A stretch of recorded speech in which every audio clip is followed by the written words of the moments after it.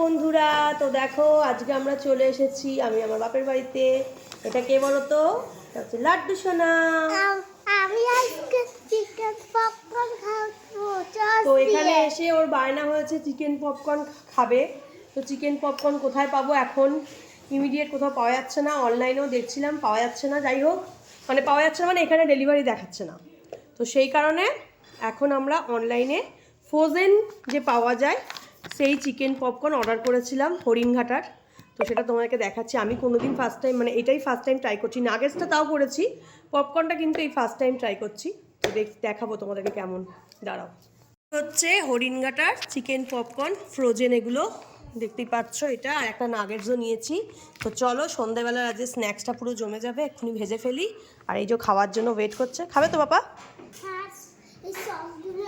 সসগুলো দিয়ে খাবে আবার। তো চলো তাড়াতাড়ি করে ভেজে ফেলি। পুরো রেডি করাই আছে, আর এখানে আমাদের তেলও বসে গেছে। এবার এগুলো ভাজা হবে। আর পাপা কি হবে? সন্ধ্যাবেলা খাওয়া হবে। ইয়ে, আমাদের পপকর্ন পার্টি। এই যে ভাজা হচ্ছে আমাদের চিকেন পপকর্ন। বাচ্চারা মানে অধীর আগ্রহে বসে আছে। এখানে বসেছে আমাদের গরম গরম চা, তার সাথে হচ্ছে পপকর্ন। সন্ধ্যেবেলাটা আমাদের পুরো জমে যাবে।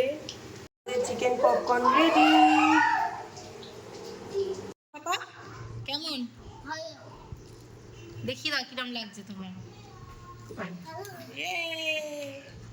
চিকেন নাগেটসটাও ভাজা হয়ে গেছে। এই যে এখানে প্লেটে সাজানোও হয়ে গেছে। এটা হচ্ছে চিকেন নাগেটস আর এটা হচ্ছে চিকেন পপকর্ন। বাচ্চাদেরকে চিকেন পপকর্ন দেওয়া হয়ে গেছে। আমরা এখন খাবো দুধ চা আর তার সাথে চিকেন নাগেটস আর পপকর্ন। একদম জমে ক্ষীর আজকে সন্ধ্যেবেলাটা। তো চলো আজকে একটা মতন টাটা।